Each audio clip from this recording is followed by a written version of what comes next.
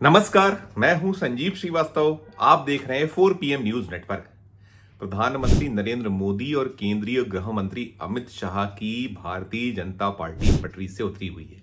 लोकसभा चुनाव 2000 चुनाव के नतीजों के बाद से भारतीय जनता पार्टी शासित राज्य हों या और केंद्र से जुड़े मसले मामले, हर और कहीं ना कहीं दिक्कतें पेश आ रही हैं। अभी इस वक्त महाराष्ट्र और झारखंड में विधानसभा के चुनाव चल रहे हैं। एक दौर की वोटिंग झारखंड में हो चुकी है और दूसरे और अंतिम दौर की वोटिंग झारखंड में और महाराष्ट्र में सभी सीटों पर 20 नवंबर को वोट पड़ने हैं।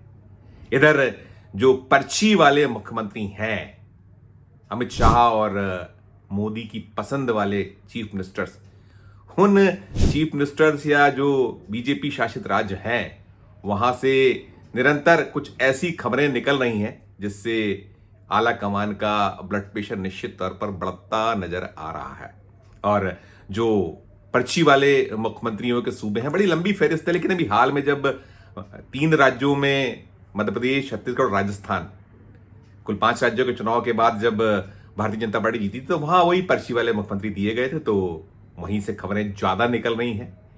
मध्य प्रदेश में पर्ची वाले मुख्यमंत्री मोहन यादव हैं, छत्तीसगढ़ में विष्णु देव साय हैं और उधर राजस्थान में भजन लाल शर्मा को बागडोर सौंपी गई, पहली बार के विधायक। तो चाहे राजस्थान में देखिए, उधर छत्तीसगढ़ में उठाइए, तो खबरें वैसी निकलती। और मध्य प्रदेश तो बहुत ज्यादा भारतीय जनता पार्टी के निगेटिव जो हो सकता है उसमें चलता चला जा रहा है। यहाँ चाहे लॉ एंड ऑर्डर की स्थिति हो, फिर जो बड़े नेताओं से पटरी बैठालने वाली बात हो मुख्यमंत्री के द्वारा, वो कहीं ना कहीं कठिनाई नजर आ रही है। और यही स्थिति छत्तीसगढ़, राजस्थान में और इसके अलावा जो और राज्य हैं भारतीय जनता पार्टी शासित राज्य, गुजरात की बात कर लीजिए।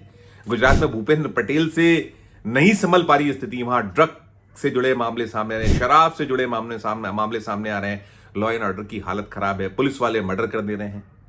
ऐसी ही कुछ तस्वीर मध्य प्रदेश से निकली है जिसने थोड़ा शर्मसार ज्यादा कर दिया है भारतीय जनता पार्टी को। मुख्यमंत्री मोहन यादव के अपने गृह जिले उज्जैन में निरंतर इस तरह की खबरें सामने आई जिससे कि सरकार की भद्द पिट रही है और विपक्ष पूरी ताकत से घेर रहा है।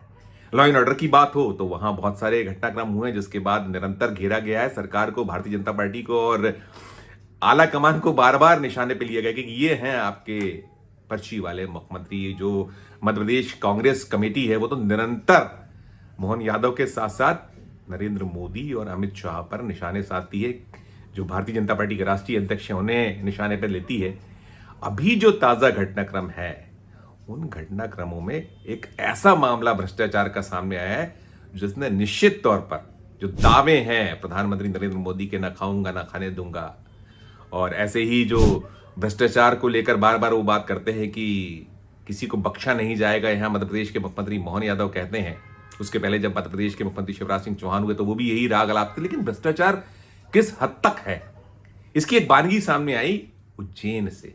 उज्जैन में जो सामूहिक विवाह के कार्यक्रम होते हैं, सरकार द्वारा जो ग्रांट दी जाती है, इमदाद दी जाती है, वहां से निकला कि वहां ऐसा फर्जीवाड़ा कि जो वहां का स्थानीय प्रशासन, जो मशीनरी किसी को लाकर बैठाला और ना उसमें जो रस्म अदायगी होती है विवाह की वो नहीं हुई, पकड़ लिए गए, वो लोग रंगे हाथों पकड़ लिए गए। तो ये स्थितियां ऐसी हैं जिसके बाद एक जवाब नहीं दे पा रही है भारतीय जनता पार्टी। विपक्ष ने घेरा हुआ है, इसकी शिकायतें हुई हैं, प्रधानमंत्री तक को निशाने पर लेते हुए तंज कसे जा रहे हैं और इसको एक मुद्दा बनाया जा रहा है।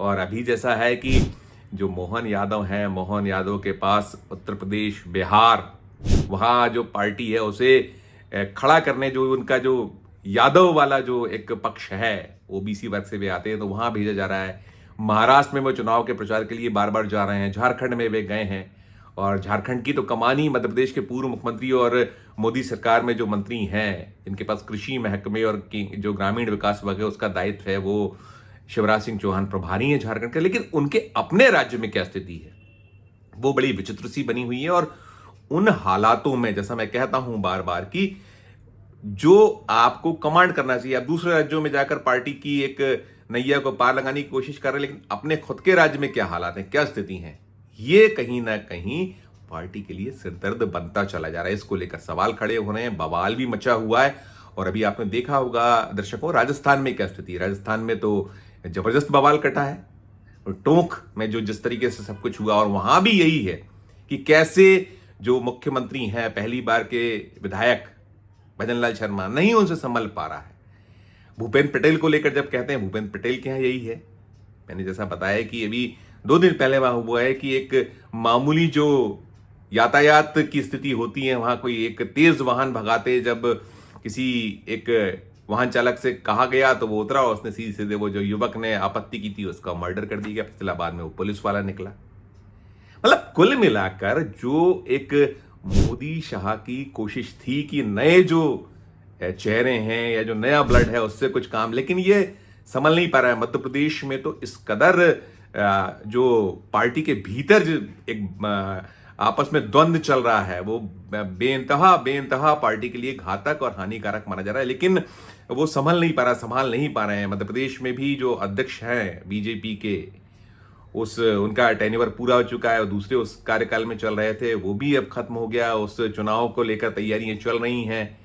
खजुराहो से सांसद हैं वीडी शर्मा, तो वो भी कमांड नहीं कर पा रहे। बिखरी बिखरी भाजपा है, एक ऐसी स्थिति में है। और जो कैबिनेट को लेकर बार बार खबर निकलती है, मोहन यादव जो काबीना है कि उसमें सीनियर मिनिस्टर्स अपने जो उनके एक अनुभव या उनके पास जो सीनियरिटी वाला तमगा है उसको लेकर परेशान है, आहत हैं। मोहन यादव को वो जो एक दूसरे को सपोर्ट होना चाहिए वो नहीं मिल पा रहा है, नहीं हो पा रहा है। कैबिनेट से गैर हाजिरी निरंतर हो रही है।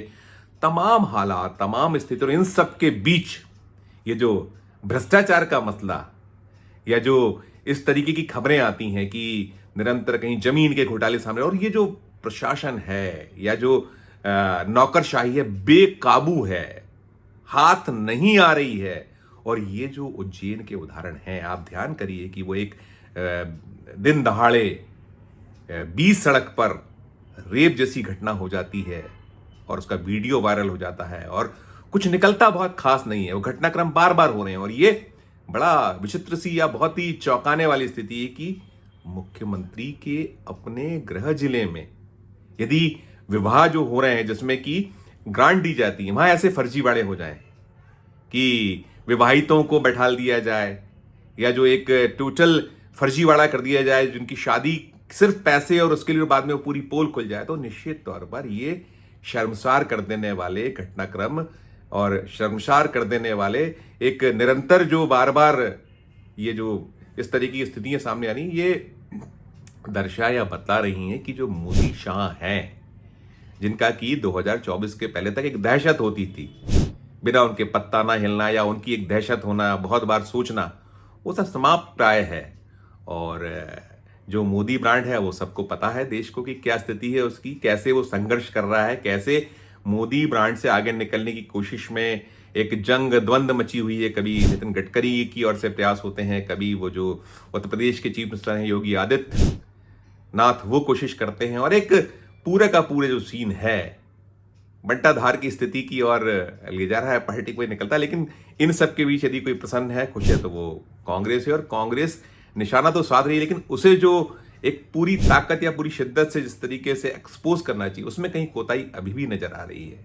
केवल बयानबाजी, शिकायत यहीं तक सीमित दिखती है। एक जो माहौल क्रिएट करना चाहिए, अभी जो बहुत सुनहरा अवसर है महाराष्ट्र में, एक पूरे का पूरा स्पेस है, उस स्पेस को भरने को लेकर बड़ी शिकायतें हो रही, और ये भी निकल कर आता है कि वहां जो कांग्रेस है वो पूरी की पूरा जो एक इंडिया ब्लॉक का अलायंस है उसमें कहीं कमतर काम करी दिख रही है। राहुल गांधी जरूर पूरी शिद्दत से कोशिश कर रहे हैं, मल्लिकार्जुन खड़गे कर रहे हैं, लेकिन जो वहां स्थानीय या जो स्टेट लेवल पे जितना जो होना चाहिए वो निकल कर नहीं आता। तो लेकिन ये सब अपनी जगह, फिलहाल में भारतीय जनता पार्टी ज्यादा मुश्किलों में, और ये पर्ची वाले मुख्यमंत्रियों ने जिस तरीके से संकट पैदा किया हुआ है, कहा यह जा रहा है कि ये कूड़ में खाज साबित हो सकता है। क्या होगा क्या नहीं होगा, ये अभी जब 23 नवंबर को नतीजे आएंगे तो बहुत चीजें निकलेंगी। और क्या ये सब कुछ थमेगा, रुकेगा, क्या रुख और रवैया इस चुनाव के बाद होगा आला कमान का, या जो भाजपा का नेतृत्व है उसका भी कहीं नया चेहरा सामने आना है, सबके बीच में क्या कुछ होगा, जो होगा हम अपने दर्शकों तक पहुंचाएंगे। लेकिन ये जरूर है कि संकट संकट संकट बीजेपी के समक्ष बना हुआ है। इस वीडियो में फिलहाल इतना ही। हम फिर किसी नए विषय, किसी नए मुद्दे के साथ आपके समक्ष हाजिर होंगे। हमारा अनुरोध होगा कि ये जो सब कुछ चल रहा है, हमने जिस पे वीडियो बनाया है, इसे लेकर हमारे वीडियो कमेंट बॉक्स में जाकर कमेंट जरूर कीजिएगा। और यदि आपको वीडियो अच्छा लगे तो हमारे चैनल को लाइक कीजिए, सब्सक्राइब कीजिए, और यदि ज्वाइन का बटन दबाए तो ज्वाइन का बटन भी दबाइए। प्यार और स्नेह बनाए रखिए और देखते रहिए 4 PM न्यूज नेटवर्क। धन्यवाद, नमस्कार।